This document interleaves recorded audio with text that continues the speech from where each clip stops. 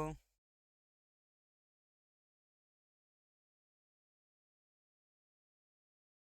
क्या आज हम लोग जो आपका भौतिक विज्ञान है 11 का अध्याय नंबर 10, ठीक है, चैप्टर 10 हम लोग पढ़ रहे थे। इसमें हम लोग कल क्या पढ़े थे, फर्स्ट लेक्चर पढ़े थे। और फर्स्ट लेक्चर में हमने देखा था, क्या देखा था भाई, तरल पदार्थ क्या होते हैं, उसके गुण क्या होते हैं, ठीक है, तरल के गुण। आज के इस लेक्चर में हमको देखिए देखना है कि पास्कल का नियम और इसके अनुप्रयोग। पास्कल का नियम क्या है और पास्कल के नियम के अनुप्रयोग क्या है, ठीक है। तो देखिए लोग स्टार्ट करते हैं, और स्टार्ट करने से पहले सभी लोग एक बार देखिए, सब्सक्राइब नहीं किए हैं तो सब्सक्राइब कर लें, शेयर कर दे देखिए अपने फ्रेंड लिस्ट में, और लाइक कर लें, ठीक है। तो आप लोग देखिए लाइक और शेयर करिए, तब तक हम आगे चलते हैं। देखिए आज का जो हमारा टॉपिक है, पहला टॉपिक देखिए क्या है, पास्कल का नियम। देखिए पास्कल ने क्या किया था, द्रव पर लगे दाब से संबंधित एक नियम दिया था। इनका नियम क्या था, यदि कोई द्रव स्थिर अवस्था में है, मतलब रुका है, ठीक है, और गुरुत्वीय जो तो आपका त्वरण है उसको उस पर जीरो माना जाए, तो संतुलन की स्थिति में यदि द्रव के किसी एक पॉइंट पर, किसी एक बिंदु पर हम दाब लगाएंगे, तो वह दाब क्या होता है, सभी बिंदु पर एक समान रूप से क्या होता है, फैल जाता है, ठीक है, सभी बिंदु पर एक समान रूप से फैल जाता है।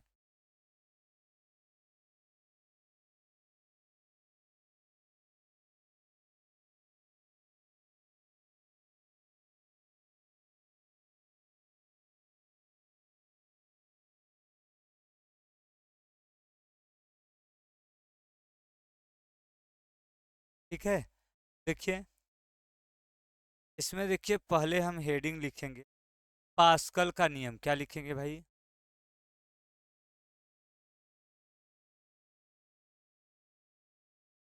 हम हेडिंग क्या लिखेंगे, पास्कल का नियम। पास्कल का, ठीक है। देखिए पहले हमको यही देखना ही था कि पास्कल का नियम क्या है, ठीक है। तो पहले हम देख लेते हैं पास्कल का नियम। देखिए स्थिर द्रव में, देखिए स्थिर द्रव में, ठीक है, कोई स्थिर द्रव है, संतुलन की अवस्था में, संतुलन की अवस्था में, अवस्था में, ठीक है, स्थिर द्रव में संतुलन की अवस्था में, देखिए द्रव के किसी एक भाग पर लगाया गया, लगाया गया दाब, उसके, ठीक है, लगाया गया दाब उसके सभी दिशा, सभी दिशा में बिना क्षय, बिना क्षय हुए फैल जाता है, फैल जाता है, ठीक है। देखिए पास्कल का नियम क्या है कि पास्कल के नियम के अनुसार जब हम क्या करते हैं, किसी भी, ठीक है, जब हम किसी भी, देखिए क्या करते हैं, द्रव पे, जबकि द्रव क्या है, संतुलन की अवस्था में है, ठीक है, स्थिर द्रव है और क्या है, संतुलन की अवस्था है, तो इसमें किसी एक भाग पर, किसी एक बिंदु पर दाब लगाते हैं, तो वह जो दाब होता है बिना क्षय हुए, मतलब बिना कम या अधिक हुए, वो क्या करता है, सभी दिशा में एक समान रूप से फैल जाता है। इसे हम क्या कहते हैं, पास्कल के नियम कहते हैं, ठीक है।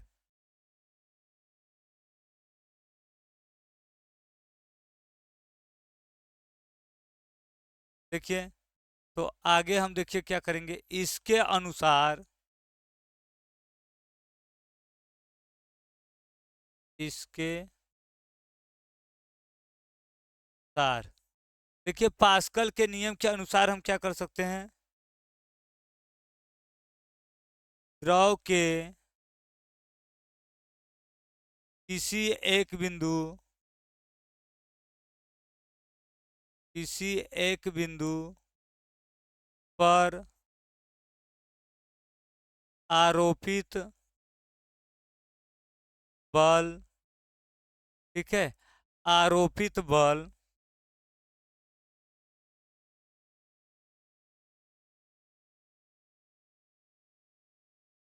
आरोपित दाब कर दीजिए, आरोपित दाब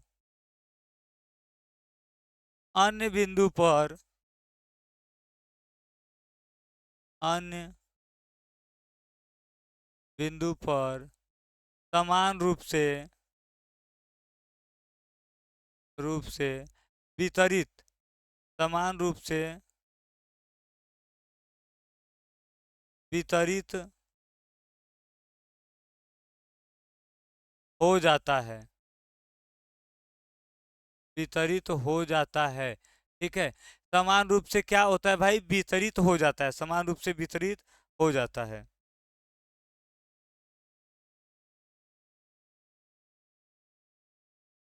अतः इससे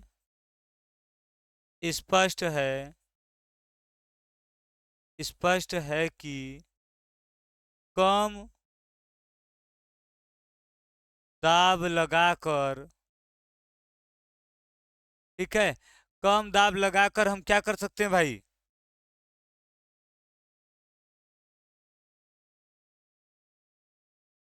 उसे अधिक दाब में परिवर्तित किया जा सकता है, परिवर्तित परिवर्तित किया जा सकता है। क्या कर सकते हैं भाई, परिवर्तित कर सकते हैं, ठीक है। कम दाब लगाकर देखिए इसमें हम क्या कर सकते हैं, जब किसी द्रव को लेंगे, द्रव के कम क्षेत्रफल पर दाब लगाएंगे और वही दाब क्या होगा, बड़े क्षेत्रफल में परिवर्तित होके क्या होगा, एक समान रूप से वितरित हो जाएगा, ठीक है, एक समान रूप से वितरित हो जाएगा, ठीक है, एक समान रूप से क्या होगा भाई, वितरित हो जाएगा। क्लियर है, चलिए आगे देखते हैं अब हम।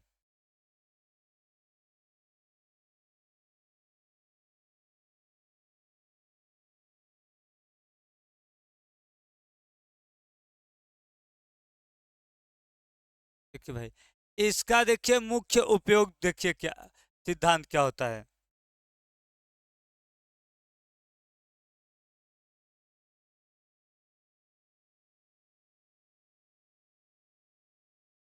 देखिए पास्कल के नियम का मुख्य उपयोग, मुख्य उपयोग कहाँ पर करते हैं भाई, मुख्य उपयोग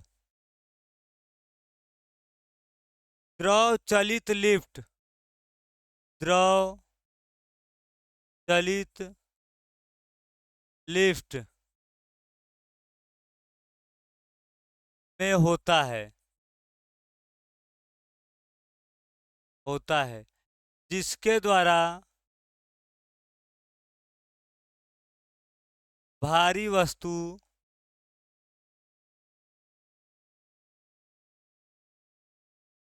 को ऊपर उठाया जाता है, उठाया जाता है, ठीक है। भारी वस्तु को क्या करते हैं भाई, ऊपर उठाते हैं, ठीक है, ऊपर उठाया जाता है, भारी वस्तु को ऊपर उठाया जाता है, ठीक है।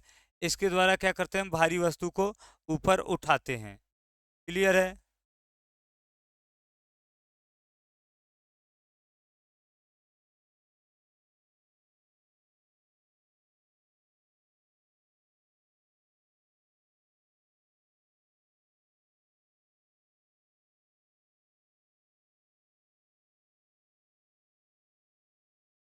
एक पास्कल बराबर होता है 1 न्यूटन प्रति मीटर स्क्वायर। 1 न्यूटन प्रति मीटर स्क्वायर होता है भाई। क्लियर है? चलिए भाई, देखिए अब हम देखेंगे पास्कल का नियम। तो देखिए ये क्या हो गया हमारा। अब हम क्या देखेंगे, पास्कल के नियम के अनुप्रयोग। ठीक है, देखिए अब हम देखेंगे पास्कल के नियम के अनुप्रयोग।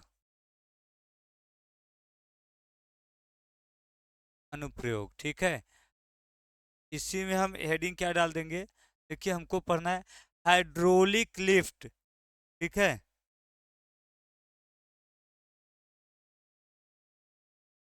Hydraulic lift,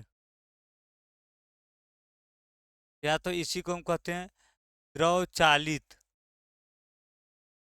lift. ठीक है, हाइड्रोलिक लिफ्ट या फिर क्या कहते हैं, द्रव चालित लिफ्ट। तो देखिए यह पास्कल के नियम पर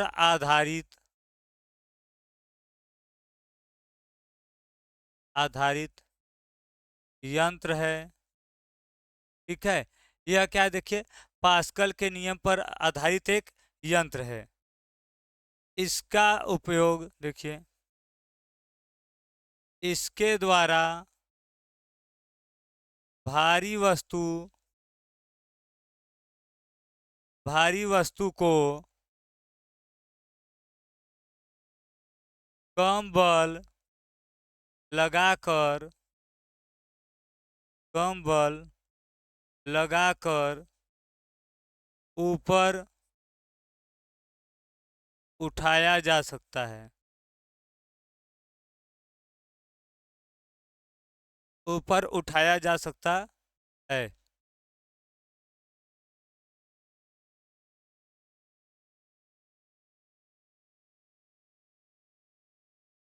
लगाकर ऊपर उठाया जा सकता है। ऊपर उठाया जा सकता है। ठीक है, कम बल लगाकर। कैसे देखिए उठाया जाता है, इसको देखिए हम फिगर के द्वारा समझ रहे हैं। देखिए इसमें देखिए क्या रहता है, देखिए एक,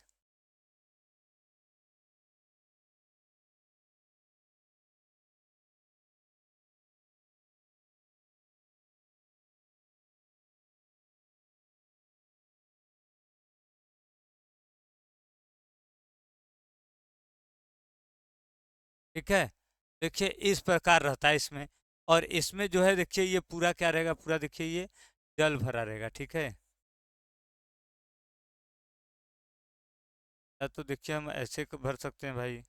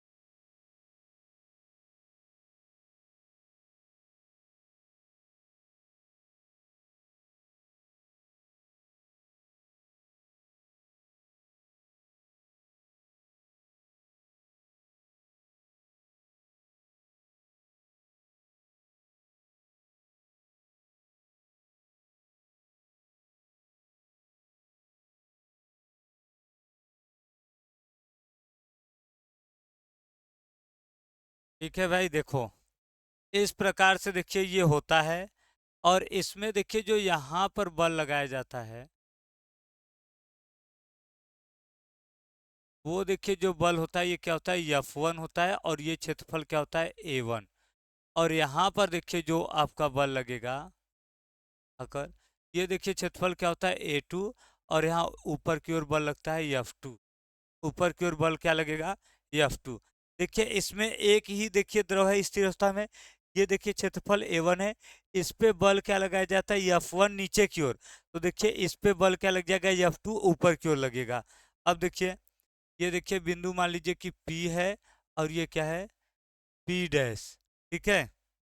अब देखिए इसमें देखिए हम क्या करेंगे, दाब P1 बराबर क्या आ जाएगा, देखिए F1 बटे A1 आ जाएगा। ठीक है।